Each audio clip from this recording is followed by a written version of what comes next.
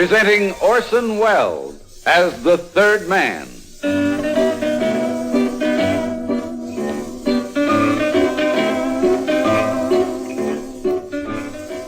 The Lives of Harry Lime.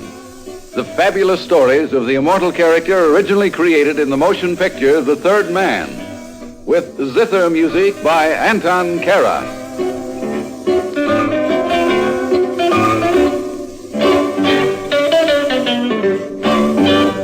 At various times, in various countries, I've been called many things, most of which I'd rather not repeat here. But strangely enough, the one thing I've never been called is the one thing I am, a businessman.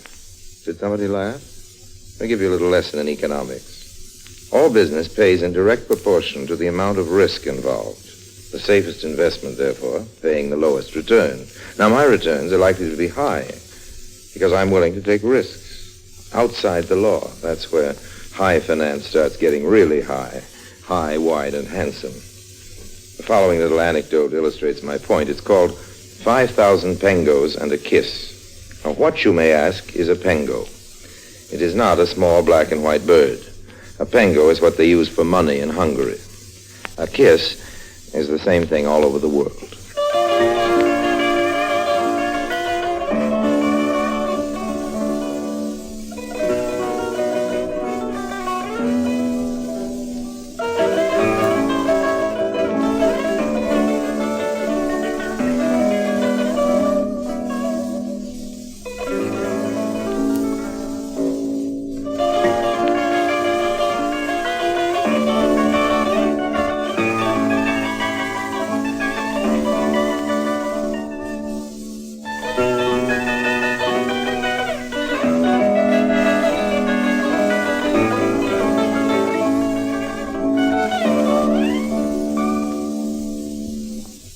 And now, Orson Welles as Harry Lime, the Third Man, in 5,000 Pengoes and a Kiss.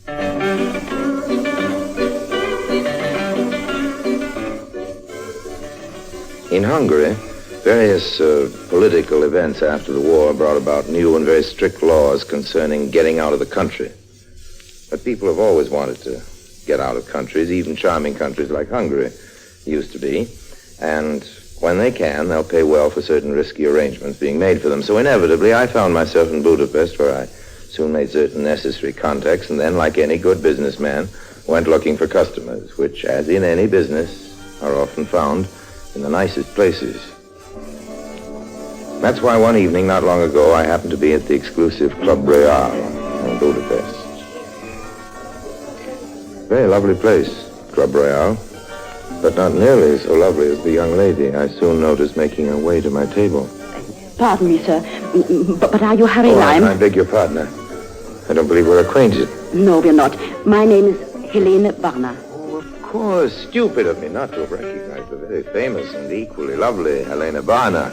Thank you for the compliment, but you have not answered my question. You are Harry Lime? Miss Varna, at the risk of being tried, I must remind you that a rose by any other name would smell as sweet. Won't you sit down? Oh, all right. Thank you. Mr. Lime, I must get out of the country, and I understand that you could help. My dear Miss Varna, certainly I needn't tell you that you can't believe everything you hear, and you certainly can't repeat it in public places anyway. Oh, I'm so sorry. I didn't realize. Yes. I'm terribly upset. I can see that. It's my guess you've been working too hard. No. You actresses are like that. The show must go on. Never a thought of rest and relaxation, but eventually it tells on the nerves. No, this is not a matter of work. I'm sure it's been a long time since you've had a single day away from your work, Miss Varna. Mr. Lime, please. I have something much more important to discuss. And possibly be more important than oneself. Really, Miss Varna. I think you need nothing so much as a quiet stroll in the park, perhaps a visit to the zoological garden. Mr. Lime, and the best thing in the world for you, too. In fact, I'd be delighted to offer my services as your escort tomorrow afternoon and show you the monkey house, the zoo. Mr. Lime, really, I'm not in the mood to look at animals. It's my opinion, Miss Varna, that nothing could be more important to you right now than a visit to the monkey house tomorrow afternoon. But what the are monkey you... house, Miss Varna, at 1 o'clock tomorrow. Good night. So it happened that the following afternoon I arrived at the monkey house adequately armed with a bag of peanuts. I've been informed by experts that monkeys are very fond of peanuts. Looking for someone, Miss Varna? Oh, there you are. I hope I'm not late. Not at all. I just drive myself. Care for some peanuts? No, thank you. I don't like them. Couldn't we talk someplace quieter? It's my guess, Miss Barner, that conversations such as ours are better held with noise. Oh, yes. I suppose you're right. Now, that's pretty tricky, isn't it? What is? The way that monkey caught the peanut. Oh, can I have your attention? I won't take long. Miss Barner, you have my undivided attention. I must leave the country as soon as possible, and I was told you could arrange it for me. You flatter me. I've tried to get a passport many times, but they've always refused. On what grounds? On no grounds. My applications simply go unanswered. For what reason? I don't know. They simply ignore my request. For no reason? Very well. I tell you the story. I've been married for a number of years. My husband is in Austria. He's been there ever since the end of the war. He must be lonesome. My husband? No, that little monkey all alone in that cage way over there. My husband, he's the reason for my being refused the passport. You see, he's, an enemy of the current regime. They would like nothing better than to get him back here. And I'm being held as a lure. We've been apart for a long time now, and the last word I received from my husband is that he is planning to attempt a visit. But if he should even try to enter this country, I hate to think of the fate that awaits him. Life behind bars must be unbearable. For monkeys, you understand? I understand, but now you know my story. I must get to Austria before my husband does something rash. I understand you can make the necessary arrangements for me. So there are really only 2 questions I have to ask. Will you do it? And how much will it cost? You know something? You're very lovely, my dear. Will you please pay attention? But I am paying attention. My price to anyone else would be 10,000 gold pengo. But for someone as charming as yourself, my price is 5,000 pengo. And a kiss. 5,000? But I couldn't possibly If someone were to pay open the gate of one of these cages for these monkeys, I wonder if they would stop to quibble about peanuts. 5,000 gold pengo, Miss Barner. At the Schurplatz tomorrow midnight. But I must be running along. If you'd like to stay a while and feed the monkeys, you may have these peanuts. Personally, I can't stand monkeys. They're such greedy little fellows.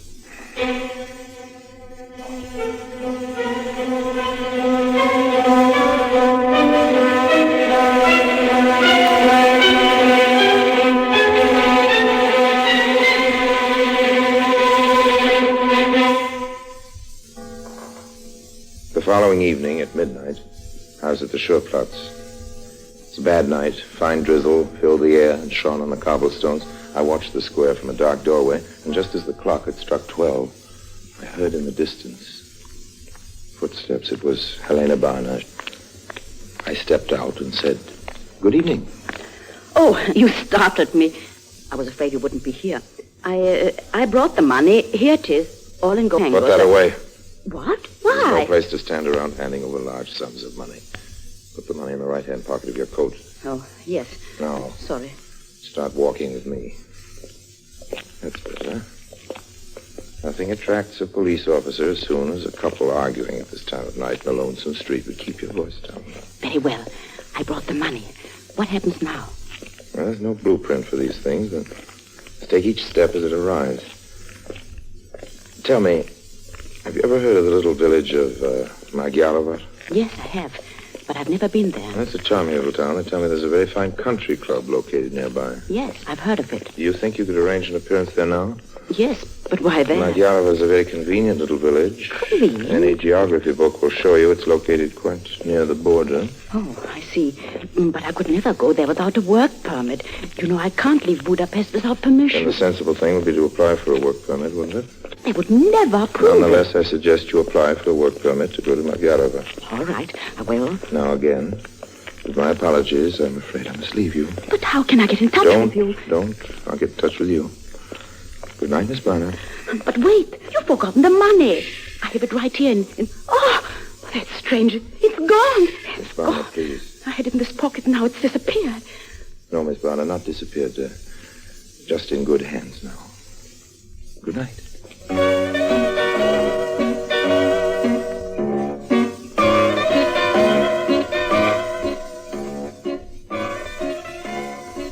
And because a business such as mine can lead one in strange paths, my path the next morning led me to the Budapest Police Department, or more specifically, to the office of a certain police lieutenant who was hard at work at his desk.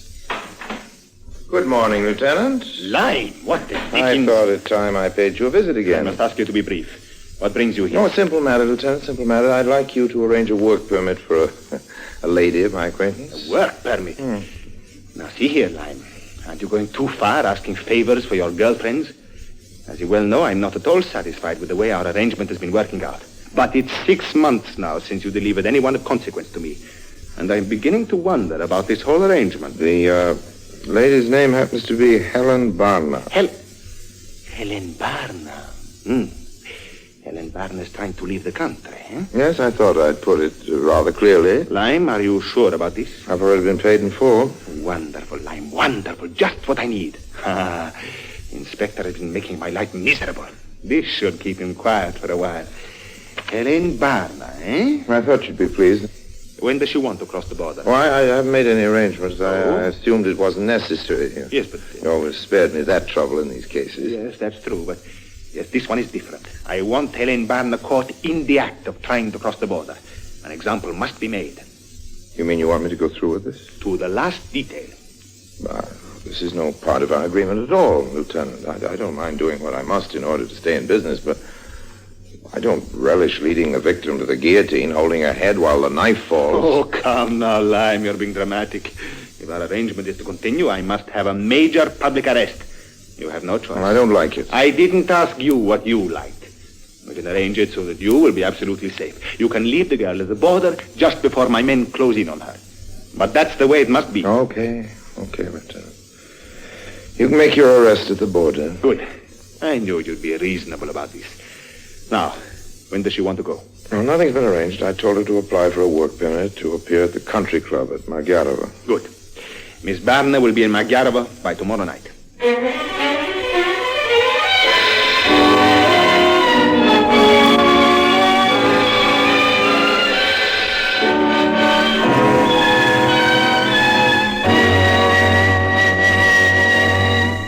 Orson Welles returns in just a moment.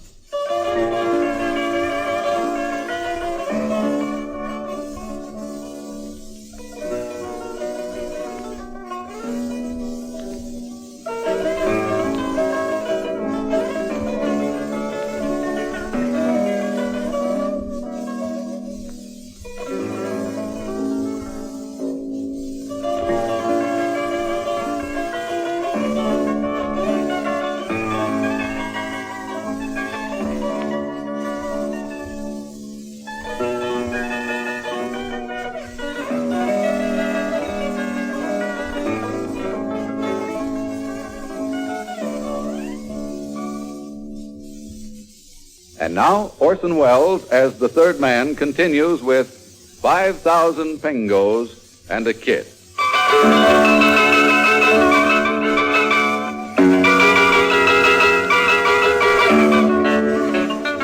The next night, I drove to Magyarova to see Helena Barna.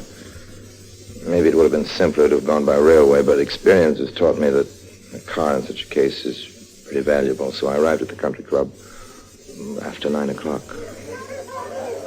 Helena was just finishing a number, but she saw me as soon as I came into the room, and she hurried over to me. I'm glad you've come. I was afraid it wouldn't be tonight. If I hadn't come tonight, I wouldn't have come at all. I don't understand. The arrangements have been made. We leave immediately. Oh, tonight? Yes. Now? Listen carefully. I have my car outside. We drive to the first barrier near the border, the barbed wire. How will we get through? Arrangements have been made. At a certain place, the wire's been cut. I'll take you through. The border lies a short distance beyond at the beginning of the forest. I see very well. I'll get my coat and we can go. Now, slowly. Mustn't lose our heads. But I'm quite calm. Really, I am. Not calm enough. If we walked out that door, the club management would have the entire police department down on us before we got 100 feet. Oh, that's right. But how can I leave? You leave me now. Go directly to the ladies' room. Yes. When you're alone in there, climb out through the back window. Climb? Yes, I hate to sound melodramatic, old girl. It's the only way. By the time you do that, I'll be waiting behind the building with my car. I'll see you there. Very well. I'll see you later. I watched her go. She was obviously afraid, but still had courage. I waited until she'd crossed the room and gone out the corridor that led to the ladies' room. Then I turned and started for the front door. But I hadn't gone very far when... Lime! Oh, what the dickens? Lime, I must see you. Not here, you fool. Outside, well, we can't see us. Quick.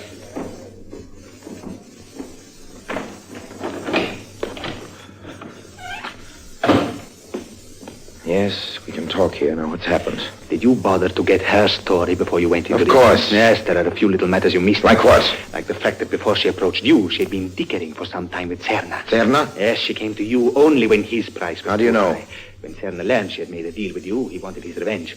He went direct to the inspector and told him everything. Where did you hear this? Oh, from the inspector. Where else? He's in town and he wants an arrest made for certain. Oh, well, then there's no problem. You were planning an arrest anyway. No problem for me, but maybe for you. The inspector wants a double arrest. What do you mean, double? He will settle for nothing less than the girl and you. Oh, I see. That does complicate matters well. Well, then I must go back to Budapest. The attempt will not be made tonight. No, you don't. Don't what? Don't leave me in this fix. If no attempt is made tonight, the inspector will know just where the weak link is, and then we're both in the soup. And there's only one thing we can do. The girl will attempt to cross the border. How? I'll take it through the barbed wire, no further. I'll turn back. She'll go on alone. It's up to you to see that the arrest is made in the forest, at the border itself. But the inspector knows you're in on this. He wants you even more than the girl. Dear Lieutenant, he may want me, but he's going to have to do without me. He'll have to settle for the girl. he'll I know. don't care what he knows. This is the only way. After all, Helena Barna is still a big catch for an ambitious man. If I happen to escape in the darkness, who's to blame? Your neck is safe. Inspector has his little triumph, and well, somebody once said he who runs away will live to fight another day. I don't like this. I didn't say you would like it, but you'll have to accept it. And now, Lieutenant, if you'll excuse me, I have to go to the ladies' room.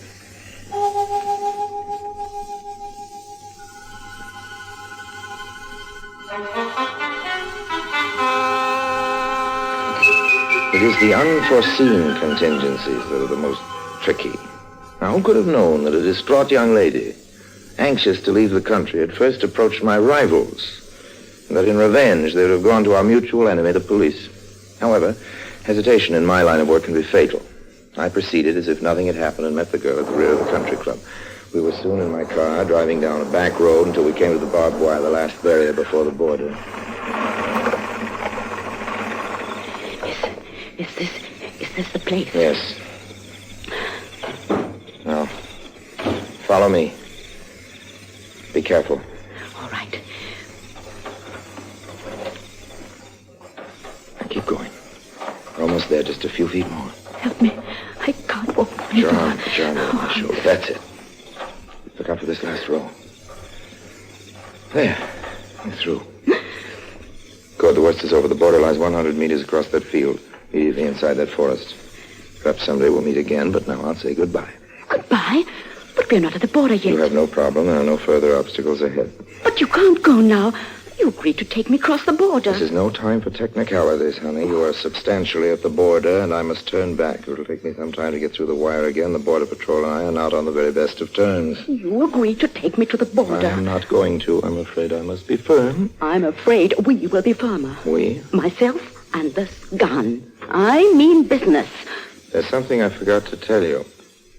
The patrol I spoke of is waiting for you directly ahead. What? You approached Zerna before you came to me, didn't you? Yes. Mr. Zerna is a very greedy man. He was very reluctant to lose your account to me. He went directly to the inspector of police. I don't believe it. How else would I know? But why'd you tell me? I could kill you for You that. could, but a gunshot would bring the patrol out on the... Look! There they are now! Where? No place. Oh. Give me that gun. No, don't. Let go. That's better. Now get up. I said get up. I knew it was a trick. It happens this was not a trick. I told you the truth because I had to. Now I'm turning back. Sorry to have been so rough. There's nothing else for me to do. You have to get to the border the best you can. Austria's directly ahead of the west. Czechoslovakia is in that direction, north. You have your choice. Get the patrol to be in that clump of trees somewhere over there. Now, Miss Barnum, my regrets that our association ends on such an unpleasant note, but Wait, come to think of it, it needn't end on such an unpleasant note at all. I just remembered. I haven't been paid in full. What? My price for this service was 5,000 gold Pengo and a kiss. The Pengo you were kind enough to give me. I have yet to receive the rest of it. No. The kiss. You must be crazy. A bargain is a bargain, Miss Barnum. Out! Who's there? The patrol. The patrol. Let's run. We're trapped. No. Too late for that. Don't move. Don't move, and they'll know where we are. Stand perfectly still. I have your gun. I'll hide behind that boulder. You cry out for me to attract their attention. When their attention is on you, I'll come out and cover them. It's a lie. I have no time for lies now. They want me even more than they do you. Do as I say now. Our lives depend on it. All right, but if this is another trick, Harry Lime, so help me, I'll see that it's all lost. It's no trick. It's no trick. We're on the same team now, whether we like it or not. As soon as I get behind that boulder, cry out for me. Use my name. All right. All right. Harry Lime! Harry Lime, come back! Over there! Shoot there! This way! Out! Don't move! Lime, come back! Come back! Don't shoot, men! You there! Put your hands in the air. It's a woman. Keep her covered. All right, all right. We got her now. Well. The famous and lovely Helena Barna, huh? Little did I expect to meet you under these circumstances. Where's Harry Lime? I don't know. I don't know. You must know. I heard you call him. I tell you, I don't know. You two men, quickly, in that direction. Yes, Inspector. You follow the wire in the other direction. He can't have gone far. Miss Barna, where is he? I don't know. You must know, and if you know what's good for you, you tell me where Harry Lime is. Did you call me, Inspector? Don't turn around, Inspector. Yes, this is a gun you feel in your back. Lime. One move, Lieutenant, and you'll have a dead inspector on your hands.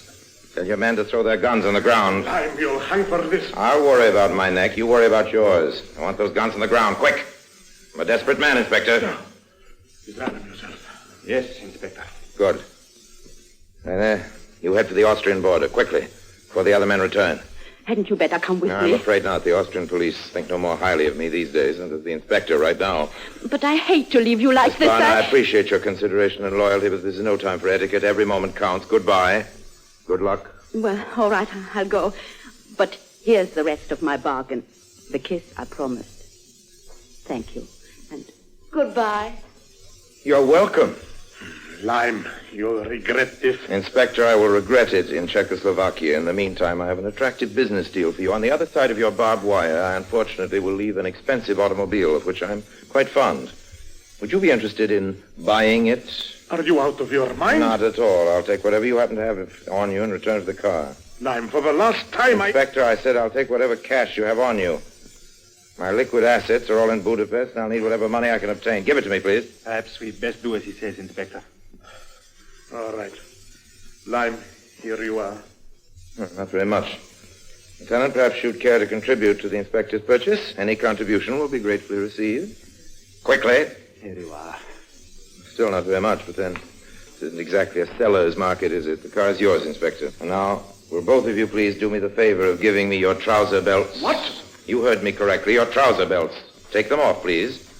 When you return to Budapest and ransack my quarters, you will, I'm sorry to say, find enough money of mine to buy yourself and the entire police force new belts and suspenders for the rest of your lives.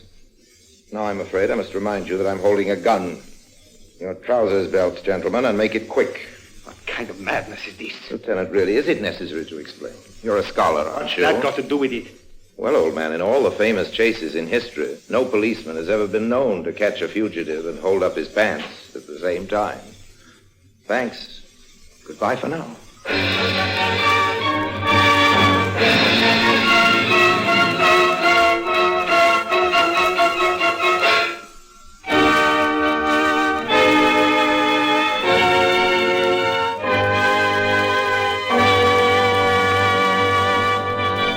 Harry Lime returns in just a moment.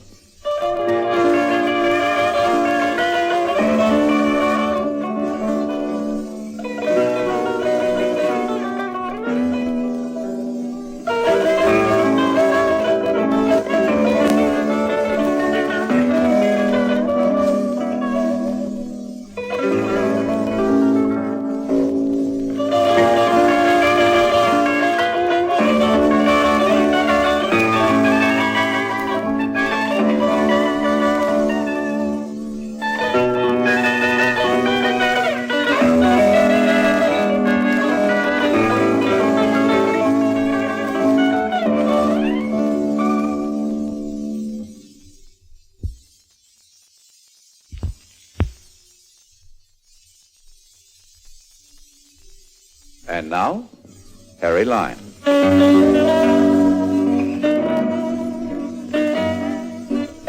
I got to Czechoslovakia with nothing worse than a slight attack of poison ivy. Helena Barda made it all right, too, but of course you know that. She left Prague before the communists took over, and the rest is history. I don't mean about the communists, I mean Helen. She made her first big hit in Paris, and then came London. I saw her last in the Persian Room at the Plaza in New York. She was killing the people. I caught her eye when she came out for a fifth encore, and I thought I noticed a little flicker of recognition. She told the audience she'd only sing one more song, but she was dedicating it to an old friend whom she'd known in dangerous times on the other side of the Atlantic. I figured I was the old friend, and you can imagine how grateful I was when Helen broke into the opening strains of "I'll Be Glad When You're Dead, You Rascal, You." Just proves you can never trust a woman.